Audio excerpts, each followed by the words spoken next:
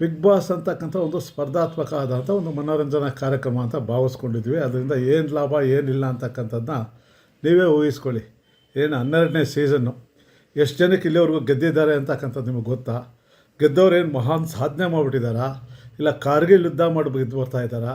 ಇಲ್ಲ ಸಿಂಧೂರ ಅಂತಕ್ಕಂಥ ಮೊನ್ನೆ ನಡೆದಂಥ ಸೈನಿಕರ ಒಂದು ದೊಡ್ಡ ನಮ್ಮ ಶಕ್ತಿ ಪ್ರದರ್ಶನ ಆಯ್ತಲ್ಲ, ನಮ್ಮ ದೇಶದ ಐಕ್ಯತೆಯನ್ನು ಎತ್ತಿ ಹಿಡಿಯುವಂಥ ಕೆಲಸ, ಅಂಥದ್ರಲ್ಲಿ ಏನಾದರೂ ಭಾಗವಹಿಸಿದ್ದಾರಾ?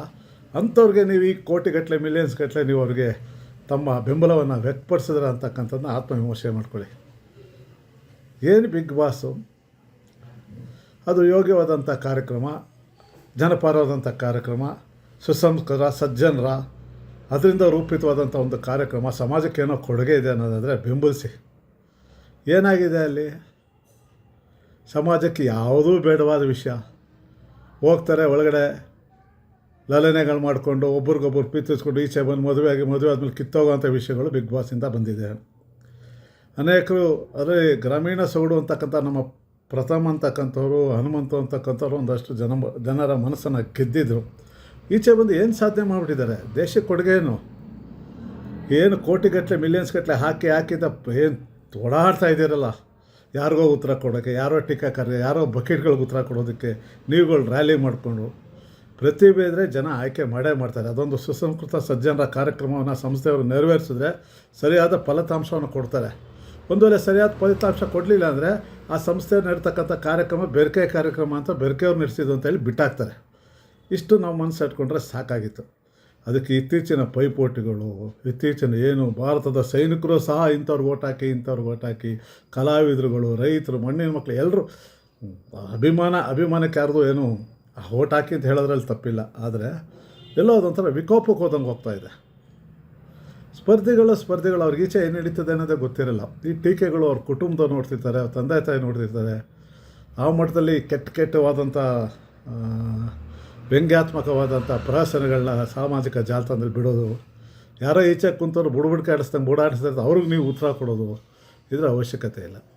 ಇಲ್ಲಿವರೆಗೂ 12 ಸೀಸನ್ 12 ಜನ ಗೆದ್ಕೊಂಬಂದದ್ದು ಒಂದು ಹೆಸರನ್ನ ಪಟ್ಟ ಹೇಳಿ ನೋಡೋಣ, ಬರತ್ತಾ? ಯಾರು ಗೆದ್ರು, ಯಾರು ಬಿಟ್ಟರು, ಈಚೆ ಹೋರೋ, ಯಾರಿದ್ರು, ಯಾರು ಇರಲಿಲ್ವ, ಯಾರು ಬಿಗ್ ಬಾಸ್ ಏನು ಬೇಡ, ಈ ಸೀಸನಲ್ಲೇ ಮೊದಲು ಯಾರಿದ್ರು ಅಂತ ಹೇಳಕ್ಕೆ ನಾವು ತಡವರಿಸ್ಬಿಡ್ತೀವಿ. ಹಿಂಗಿದ್ದಾಗ 100 ದಿನಗಳಿಂದ ಜನ ನೋಡಿರ್ತಾರೆ, ಜನರ ಮನಸ್ಸಲ್ಲಿ ಯಾರು ಕುಂತಿರ್ತಾರೆ ಅಂತಕ್ಕಂಥದ್ದು ಆಲೋಚನೆ ಮಾಡಲ್ಲ ಮತದಾರರು. 90 ಸಾರಿ ಓಟ್ ಹಾಕಿ ಅಂತ ಪ್ರಚಾರ ಕೊಡ್ತಿದ್ದಿರಲ್ಲ. ಇದನ್ನು ನಾಡಿನ ಅಭಿವೃದ್ಧಿಗೆ ಈ ಶಕ್ತಿನ ತೋರಿಸಿ, ಯಾರು ಯೋಗ್ಯತೆ ಇದೆ, ಯಾರು ಯೋಗ್ಯತೆ ಇಲ್ಲ ಅನ್ನೋದನ್ನ 100 ದಿವಸದಿಂದ ನೋಡ್ಕೊಂಬಂದು ನಾನು ಈ ದರಿದ್ರ ಈ ಬಿಗ್ ಬಾಸ್ ಕಾರ್ಯಕ್ರಮ ನಾನು ನೋಡೋದಿಲ್ಲ. ಅದಕ್ಕೆ ಈಗ ಏನೂ ಸಂದೇಶ ಅಲ್ಲ. ಅದು ಏನಿದೆ ಸಂದೇಶ? ಒಳಗಡೆ ಆಡೋದಲ್ಲ ನಮಗೆ ಸಂದೇಶವಾಗುತ್ತಾ? ಅದನ್ನು ಅರ್ತ್ಕೊಂಬಿಟ್ರೆ ಮನೆ ಮಠ ಹಾಳಾಗ್ಬಿಡುತ್ತೆ.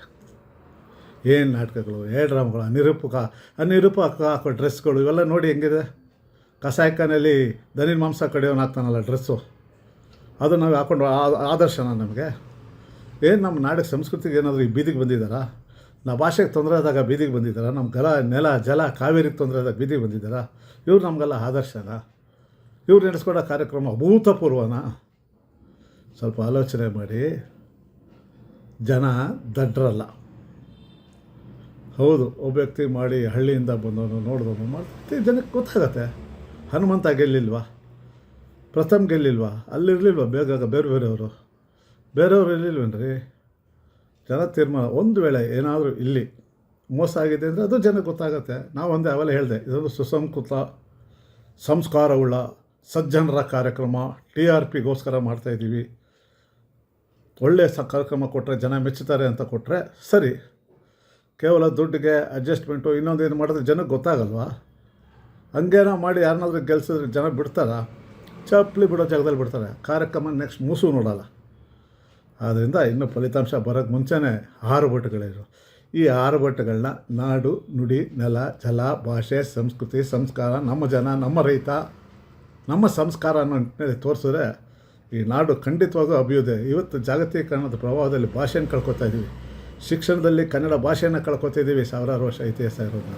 ನಮ್ಮ ಜನರಿಗೆ ಉದ್ಯೋಗ ಇಲ್ಲ. ಮುಖ್ಯಮಂತ್ರಿ ಘೋಷಣೆ ಮಾಡ್ತಾರೆ, ಇನ್ಮೇಲೆ ಸ್ಥಳೀಯ ಕಾರ್ಖಾನೆಗಳಲ್ಲಿ, ಸ್ಥಳೀಯ ಸಂಸ್ಥೆಗಳಲ್ಲಿ 80% ಕನ್ನಡಿಗರೇ 24 ಗಂಟೆಯಲ್ಲಿ ಆದೇಶನ ಹಿಂಪಡಿತಾರೆ.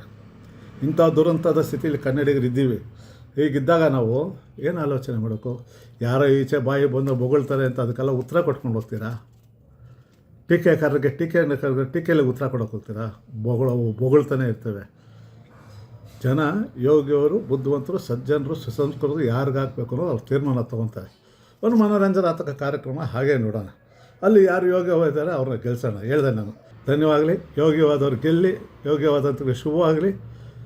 ಒಳಗಿರೋವಂಥವ್ರಿಗೆ ಯಾರೂ ಟೀಕೆಗಳು ಮಾಡಬೇಡಿ, ಅವ್ರಿಗೇನೂ ಗೊತ್ತಿರೋದಿಲ್ಲ.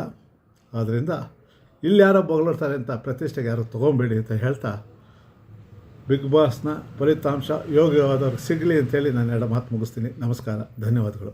ನಮ್ಮ ವಿಜಯವಾಹಿನಿ ನ್ಯೂಸ್ ಚಾನೆಲ್ನಲ್ಲಿ ಪ್ರಮೋಷನ್, ಜಾಹೀರಾತು, ಅಡ್ವರ್ಟೈಸ್ಮೆಂಟ್ ನೀಡಲು ಸಂಪರ್ಕಿಸಿ 9535808456.